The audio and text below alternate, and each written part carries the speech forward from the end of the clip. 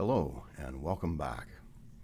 In part 3 of this 7-part series, we examine the contemporary evolution of different forms of paid sexual services and their normative implications. In part 2, we examine the many factors that have combined to increase the prevalence of casual sex. As we saw, these factors include sociological, economic, and cultural developments during the past 50 years. We also discussed the issues of consent and control, particularly from a feminist perspective, and how these are relevant to both paid and unpaid sex. Finally, we considered current scientific knowledge concerning the health benefits of sex. In the current part, we narrow our focus to casual sex that involves money-changing hands, paid sexual services. As we will see, the key point is that sexual services, like many other forms of personal services, have come to play a special role in contemporary society. It is a role that carries greater expectations, but that also has the potential to be more meaningful for both sex workers and clients alike. In the current debate, it is also important to evaluate normatively paid sexual services. This large undertaking stretches across this and all of the remaining parts in this series. In this segment, we begin to offer some preliminary thoughts on evaluation, specifically in relation to the various categories of contemporary sexual services.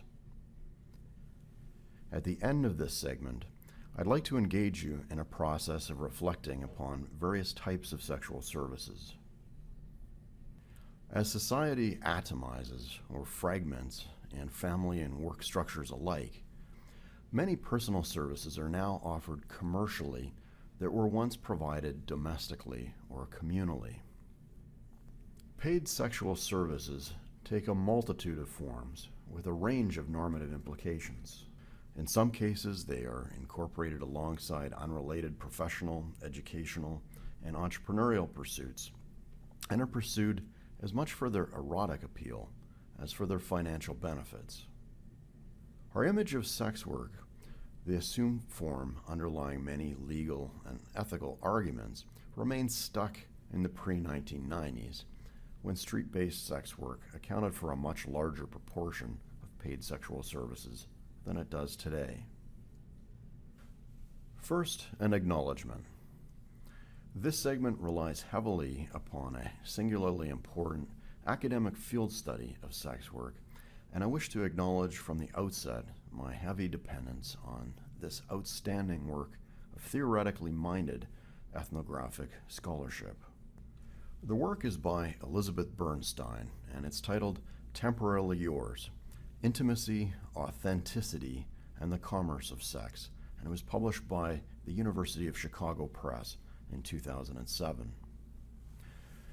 Bernstein, now an associate professor of sociology at Columbia University in New York City, spent 8 years of part-time observation in the field between 1994 and 2002 while completing her PhD dissertation, on which this book is based. Through the course of her research, she spoke with hundreds of individuals involved in sex work in California, Sweden, and the Netherlands. She has completed what is perhaps the most ambitious single study of geographically and socioeconomically diverse forms of prostitution. I believe it should be the starting point for anyone who wishes to inform him or herself from a theoretical and empirical basis of the reality of modern sex work in the post-industrial world. In part 2 of this series, we discussed in detail the phenomena that fewer people live in families and more people live alone. Well, this has implications. Paid sex work is but one of many instances in which market relations are growing as private life fragments. As Bernstein puts it, and I quote, "These structural transformations have had profound implications for the ways in which numerous individuals choose to conduct both their public and their private lives. As Arlie Hochschild has observed, The insecurity, tentativeness, and transience of intimate life have led many people to divest emotional meaning from their private sphere relationships, reinvesting it instead in market relations, both as eager employees and as consumers. Through reliance on commercially available psychotherapy, childcare, domestic labor, and takeout cuisine, they seek to provide their lives with the necessary services and emotional meaning that individuals of an earlier era could expect to secure in non-commodified private sphere relationships. The commodification of private sphere relationships to which Bernstein refers continues to be pervasive in the post-industrial economy. Many of these services are growing and have continued to do so subsequent to Bernstein's writing. A story in the New York Times in June 2014 showed that 4 industries with the most rapid rates of employment growth during the past 10 years have been nail salons, services for the elderly and disabled, pet boarding, grooming, and training, and healthcare services. While it's no doubt helpful to use the technical term commodification to describe this phenomenon, the main limitation of this term is that it doesn't speak to the amicable nature of the interactions that generally occur within this frame. The clients at those nail salons are in many cases getting to know their manicurist and pedicurist, and in some cases pouring out their souls, just like they would have in the old days with their cohabiting siblings or with their neighbors. As are those reliant on services for the elderly and disabled. In sex work, Bernstein's own field notes speak to the extensive amount of time her subjects spend talking, interacting socially with the clients beyond the sex. So commodification, while technically astute, should not be taken to describe the subjective emotional experience of these interactions. Bernstein herself makes the same point. But in the current context of Bill C-36, this is an important question because the preamble to the bill actually uses this term in a clearly pejorative and unhelpful manner. As an aside, I also believe that we should be careful not to group, in terms of normative significance and prestige, vocations such as sex work that are concerned with bringing truly substantial benefits to the health and well-being of our fellow human beings with the grooming and nail clipping of poodles and the like. As individuals come to be more self-reliant and autonomous in our society, greater emphasis comes to be placed upon a recreational sexual ethic, one that is congruent with emotionally circumscribed encounters, and therefore with commerce. As Bernstein states, quote, "The proliferation of forms of service work, the new global information economy, and postmodern families peopled by isolable individuals have produced another profound transformation in the erotic sphere. Both the traditional procreative and the modern companionate models of sexuality are increasingly being supplemented by what sociologist Edward Lauman and his colleagues have referred to as a recreational sexual ethic. Instead of being premised on marital or even durable relationships, the recreational sexual ethic derives its primary meaning from the depth of physical sensation and from emotionally bounded erotic exchange, what I here term bounded authenticity. Whereas domestic sphere relational sexuality derived its meaning precisely from its ideological opposition to the marketplace, recreational sexuality bears no antagonism to the sphere of public commerce. It is available for sale and purchase as readily as any other form of commercially packaged leisure activity. Bernstein designed her study specifically to be sensitive to the differences in the various forms of sex work. And she contrasts her strategy with some of the earlier analyses that can be found in the literature. As she puts it, and I quote, "Contemporary analyses of prostitution, whether authored by academics, activists, or policymakers, often fail to distinguish between markets in sexual labor and the different meanings, practices, and regulatory strategies that each market entails. This is especially true when it comes to analyses of street prostitution, where commentators are apt to generalize from the experiences of drug-dependent and or pimp-controlled women to street prostitution in general, or even to sex work as a whole. Anti-prostitution activists have similarly sought to emphasize the common underpinnings of diverse forms of sexual labor, specifically the experiences of sexual trauma, alienation, objectification, and exploitation, which they claim are shared by women working in all facets and tiers of the sex industry.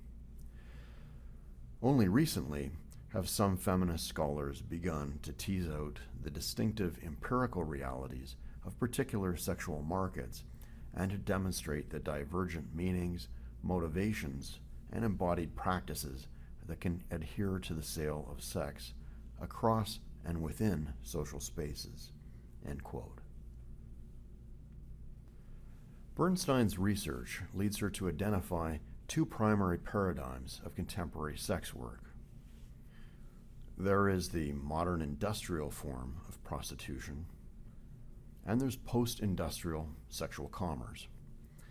These differ in many respects.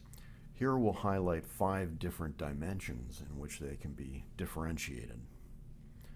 In terms of the channel or the venue for meeting, the modern industrial form would emphasize heavily the street or massage parlors.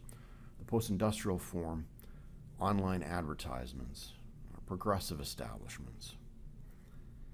In terms of dominant industry participants, in the modern industrial form you have pimps, or brothel owners oriented to short-term profitability. In the post-industrial form, you have a much greater prevalence of middle-class, independent, professional freelancers.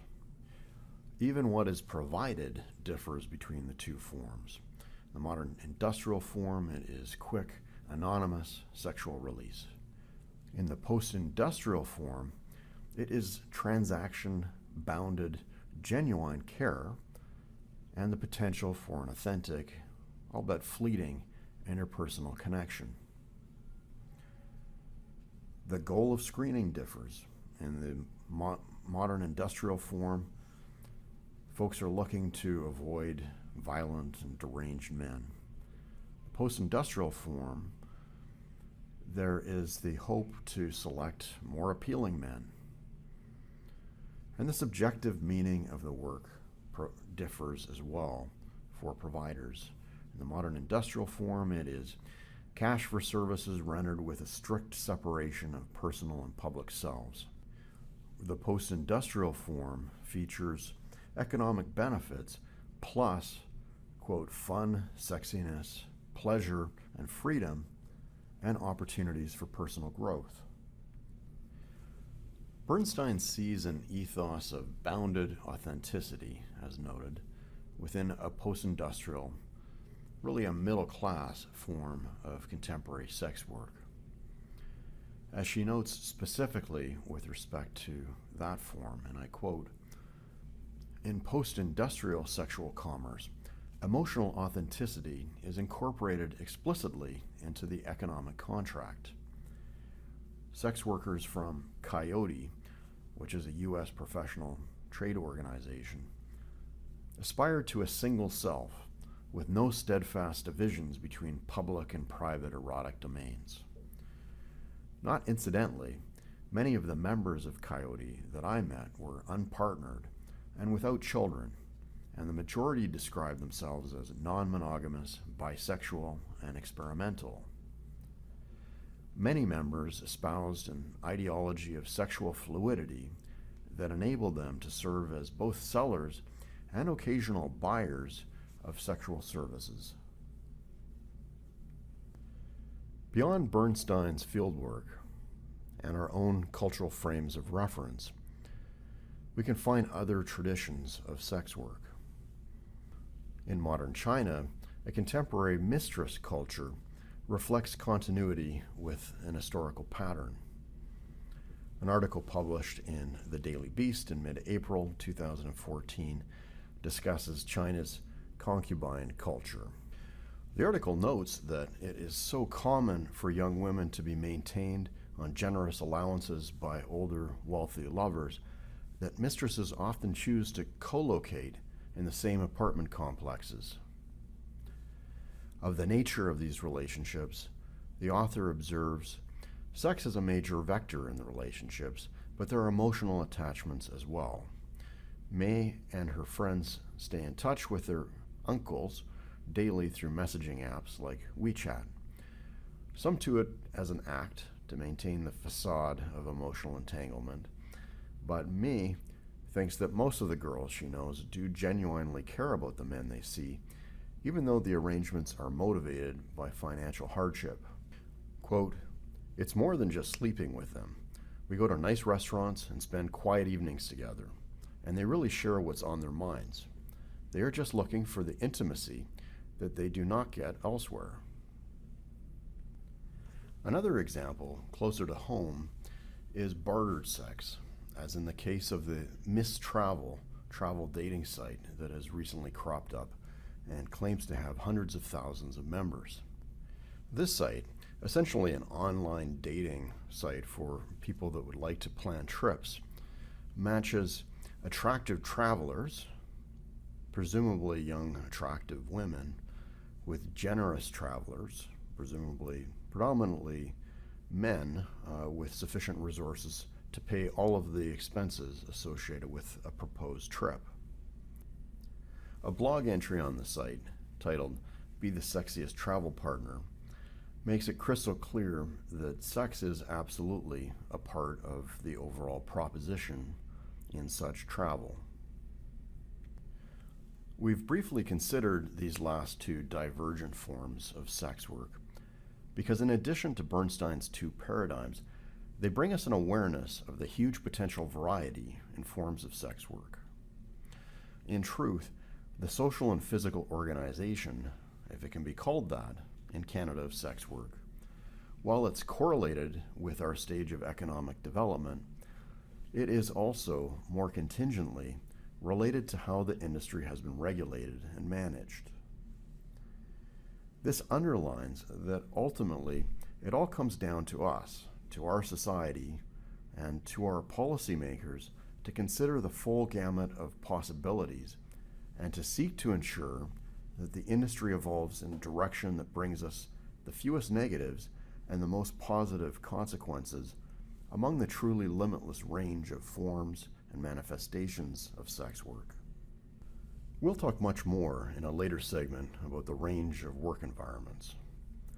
Meanwhile, we'll devote the remainder of this segment to a normative evaluation. That is, to a discussion of to what extent and in what cases we can say whether sex work is a good or a bad thing. In conducting this evaluation, I could certainly tell you my personal opinions, but I think it's important that we consult the experts on these complex questions. One crucial point registered is that the vast array of forms of sex work demand a nuanced and pluralist evaluation.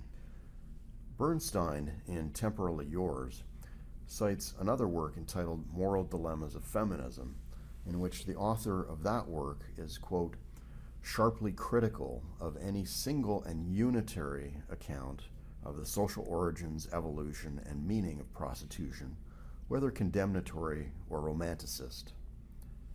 She concludes that different varieties of prostitution may have different social meanings and thus demand different social responses. She persuasively argues that women's sexual experiences harbor a range of potentially empowering, oppressive, and morally neutral meanings, as do different historical and cultural varieties of prostitution." End quote. Bernstein also turns to Deborah Satz, who, quote, "proceeds by proposing a range of prostitute scenarios in order to consider who becomes a prostitute and why. Satz then considers to what extent different prostitutes are engaged in what she terms a desperate exchange. That is, an exchange in which the individual would never partake given any reasonable alternative. While for Satz there is nothing morally wrong with prostitution per se, her thought experiments lead her to conclude that there are three important barriers to degradation, which she identifies. These are, first, the ability to refuse to perform sex and to exercise informed consent. 2, the freedom to work without male brokerage. And 3, the existence of other viable life options. I might suggest that the second of these be reworked, primarily for the sake of courtesy, as opportunities to work without expensive and potentially controlling intermediaries who themselves lack direct knowledge of sex workers' experiences. There's much to be said for the development of unbundled supporting services to improve the bargaining power, leverage, and income of sex workers. Incidentally, Bernstein reports that in many cases that is already happening, with the formerly overweening role of pimp being disaggregated into roles that include the minimally paying job of houseboy and of telephone booker screener. Minor quibbles aside, Satz's framework is important and can be usefully incorporated in any normative assessment of sex work. And so how, in general, does sex work fare ethically? As we will see shortly, that appears to depend both on what specific facts we encounter in particular cases, and, in more general terms, what segment of sex work we're considering. Bernstein, based on our years in the field conducting research, tells us what red flags we should be on the lookout for based on the given work environment. For example, in street-based prostitution, strip clubs, and red light districts, Bernstein notes that we need to keep an eye out for frequent exposure to physical violence and sexual control, to persistent and severe intoxication, as well as economic marginalization. Her comment is that clearly the presence of any of these red flags would be ethically troubling in the affected cases. And specifically with reference to intoxication, such intoxication undercuts any notion of informed consent. And her guideline in terms of intervention would be that, yes, there are likely to be encountered cases in such environments that require intervention with respect to specific episodes and in the lives of particular sex workers. In the distinct world of middle-class escorts, or her post-industrial segment, the red flags would include, of course, meeting any of Satz's criteria of desperate exchange, as well as the loss of ability to maintain an undivided, authentic feeling self. Bernstein comments that, based on her observations, Satz's barriers to degradation are present in the majority of instances, and therefore the risks of degradation are significantly less than in the other type of work environment. She also notes that many sex workers embrace a recreational sexual ethic that obviates the need for a divided self. Based on her years of research in the field, Elizabeth Bernstein believes that the primarily middle-class women who can be categorized under the post-industrial style of sex work do not generally require intervention, at least not in the majority of cases. Anticipating a certain degree of skepticism from the implacable foes of sex work, Bernstein defends this evaluation of middle-class sex work in trenchant terms. She says, and I quote, "Skeptics may protest that the individuals that I've chosen to represent under the banner of the post-industrial paradigm constitute atypical cases that are therefore inconsequential to an ethical assessment of the contemporary sex trade." As I have argued earlier, although the women from Coyote clearly constitute one pole on a spectrum of prevailing cultural patterns, my years of ethnographic research with diverse constituencies of sex workers have convinced me that they do not constitute a singularly freakish exception. Even if we were to consider their example as primarily a limiting case, an analysis of their work is critical for assessing the range of possible meanings. As we have seen, one feature that is highlighted by the best case scenario that they provide is the extent of the market's incursion into intimate life, and vice versa. On the counterattack, Bernstein blasts reductionist views of sex work having weak empirical foundations. She says, and I quote, "Feminists affiliated with groups like the Coalition Against Trafficking in Women, CATW, have argued that what is wrong with prostitution, as opposed to other forms of service work, is the inherency of the connection between prostitution, violence, and degradation. They maintain that prostitution is a main battleground where women as a class are reduced to sex, denied equal humanity, and delivered up to such practices.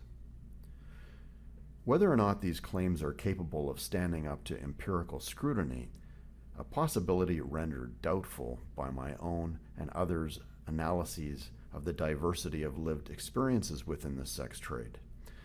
Such arguments are also problematic in their tendency to bracket the factors other than gender oppression that have facilitated the growth of contemporary sex markets." Bernstein further comments that the arguments posed by the same group, the CATW, also suffer from importing a bias to a particular sexual ethics. She says, and I quote, "According to an essay posted by the CATW on its website," and then she quotes that essay, quote, "prostitution is wrong even if women consent to the transaction, and even when abduction, deception, and trafficking have not occurred. For even under these circumstances, prostitution represents a violation of an experience of human intimacy and should be viewed not as a form of service work, but as a practice akin to paid rape. For CATW activists, market-mediated sex cannot be intimate sex, and sexual relations that take place outside a framework of romance and domestic companionship must be morally condemned." And let us comment somewhat further than Elizabeth Bernstein has. Really, such perspectives about sex would be fine subject matter for discussion in the hair salon or spleen venting over a pitcher of sangria. But the current conversation is to decide whether we should shame, incarcerate, and otherwise penalize men for having sex. So these essentialist pet sexual ethics have absolutely no role to play in a reasoned, neutral, political discourse. Bernstein argues further that the widespread entry of middle-class women to sex work signals the need to broaden research, perspectives, and assumptions. She notes, and I quote, "A significant transformation of public culture has occurred in recent decades, one which is in need of more serious theorizing than the moralizing commentary of the religious right and certain feminists has offered. The magnitude of this shift was well illustrated for me again recently when a former sex worker activist and current PhD student in sociology Siobhan Brooks, gave a guest lecture in my Sociology of Gender class at Barnard College, which is at Columbia in New York City. Brooks began her lecture with a reference to the whitening of the sex trade, which she attributed to the rise of sex worker chic among the urban middle classes. To illustrate her point, she asked the 60-some students present, the vast majority of whom were white, class-privileged young women, how many of them had friends who had ever worked in the sex industry. Approximately a third of the students in the room raised their hands. This series of presentations is not about me, and it's not sourced, for the most part, from my own experience or original research. However, to provide a concrete illustration of the trend noted by Bernstein here, I think it is useful for me to offer a few thumbnail sketches of real people that I've met during the past few months who do sex work. So here are some profiles of middle-class women I've recently known, all of whom expect to be paid for casual sex. And let me say that these women absolutely do not meet the stereotypes of hooker on the street caught in the headlights that is so familiar to us from time-worn media imagery. Every single one of them is an ambitious, strong, and amicable and tender woman. As an aside, let me say this. If I were the marrying type, if I lived in one place 12 months of the year, I would seriously consider proposing to any one of perhaps 4 of these women. I don't think they would accept me, but I have to tell you that I hold them in very high esteem in relation to all of my professional, social, and community contacts. For the sake of providing a little depth in addition to breadth, I just want to highlight the 4th mentioned woman, labeled D here. Now, this woman is a university-educated mother of several children in her early 30s and a member of a conservative religious denomination. I met her online. She was in town for a conference. She's a marathon runner, and I was able to verify her excellent times online. I saw her twice, and the second night before dinner and wonderful, mutually satisfying sex, we went out for a run. She ran 9 miles. I was on my inline skates. Now, this is a woman with all of her commitments and her objectives, says she has no time for a traditional relationship, and in any case, at this point, is a non-believer in monogamy. But she loves sex. And in her 20s, before she saw the business opportunity, she was promiscuous. Now, she says that she enjoys spending time with wealthy, older, and of course paying men, and she quotes their wisdom. Over the course of the evening, there were several references to what her contacts had told her in previous conversations. And just let me note, with respect to the other 4 individuals here, that every one of them has other professional or occupational interests. They have active social lives, and for them, doing sex work is a sideline. It's doing something that they love anyway, that helps them pay the bills. And so when I stop to reflect about some of the outstanding individuals that I've met along the lines of the people I've described here, I ask myself, how is it that we retain such overwhelmingly negative stereotypes of people who do sex work? Now, I'd suggest that it is because many of the organizations that intervene publicly in policy discussions on sex work have a very limited field of vision of this field. 0 of the women on this page will ever show up at a substance abuse center. The only addiction that my marathon running lover has is to aerobic exercise and protein shakes. and none of them will find themselves in confession with the parish priest. So they are invisible to the authors of papers who come from those sectors. Second, many of those who would provide negative press about sex work make a living as professional ex-sex worker advocates. What that generally means is that they worked in the field and they burnt out. Now, if you were to interview social workers, mental health workers, or prison guards of working age who no longer work in their field, but are motivated to talk about their previous field, you would similarly find a high rate of jaded expressions of severe burnout.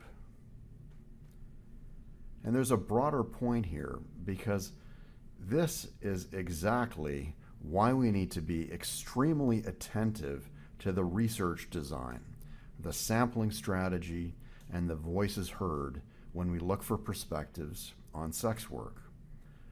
No one voice is definitive, including, of course, mine. We all need to be very modest about our ability to describe the whole of a large and variable phenomenon. What we can say with confidence is that the conventional stereotypes are severely misleading and commonly overextensions, gross overextensions of limited knowledge. In this, they are much like an extrapolation from observations of a few hot dog vendors shivering in the rain to the circumstances and experiences of all practitioners of the culinary arts.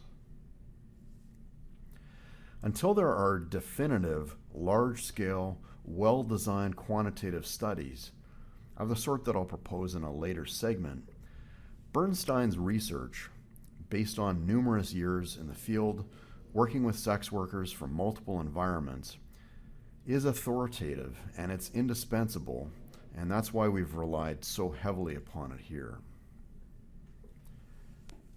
I want to conclude this segment by asking you to participate with me now in an exercise that may help you to reflect on the pervasiveness of sex as a service, its normative significance, and its implications for law and justice in Canada and elsewhere. We're going to step through 4 scenarios, and for each of them, we're going to pose 3 questions. Was the sex casual sex? Was there a side payment, a transfer of resources, being money, time, or other favors or gifts? And was there a lack of sexual desire, specifically on the part of the recipient of whatever side payments there may have been? Let's start with Jane and her husband Mike.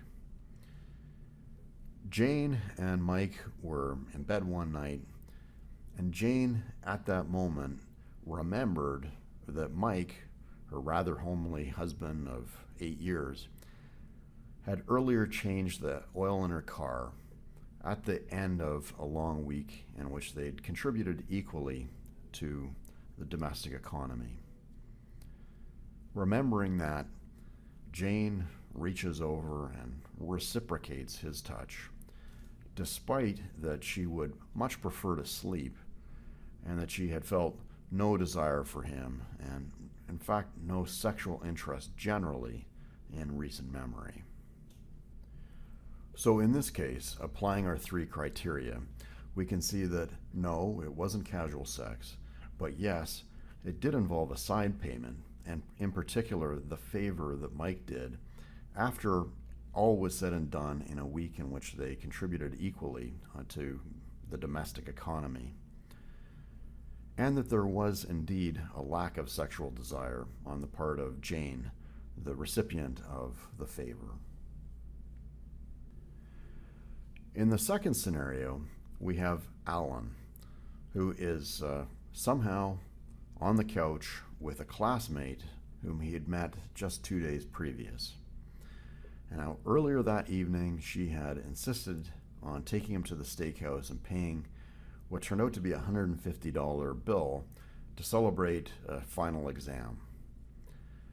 Now, she is whispering something about living for the moment, and Alan honestly finds her somewhat unattractive.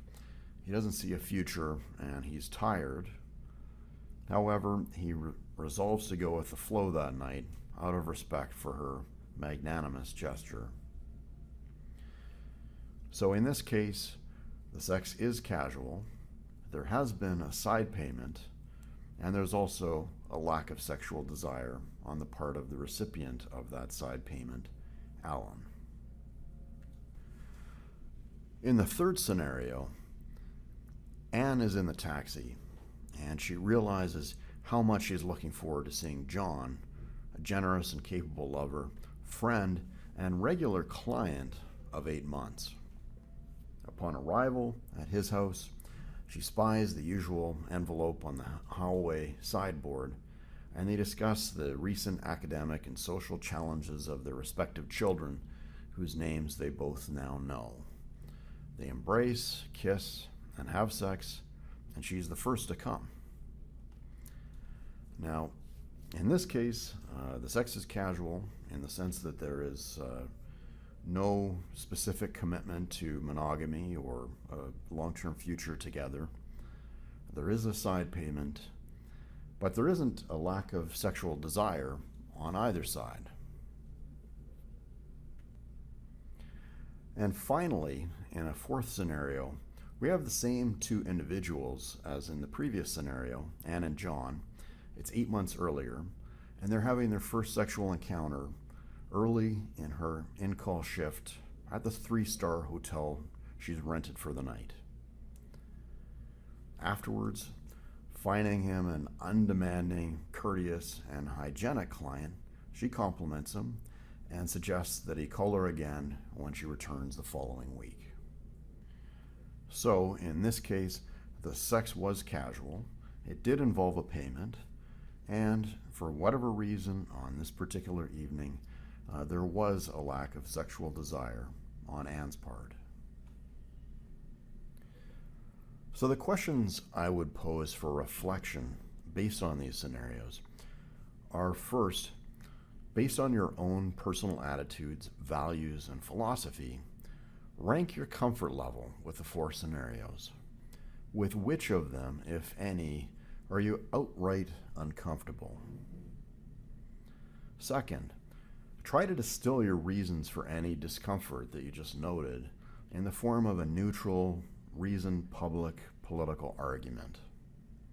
Third, of the 4 scenarios, which would you deem examples of A, sex as a service, and which B, sex work? How consistent or inconsistent do these concepts turn out to be with any instinctive and reasoned sense of discomfort you expressed in questions 1 and 2? And finally, and perhaps most pressingly in the current context, which, if any, of the 4 interactions do you believe is an appropriate target for an armed police raid and for the subsequent intervention of our courts and the prison system? With those questions for reflection, I'll close this part. Thank you very much for your interest and your attention to this point, and I'll look forward to seeing you in part 4.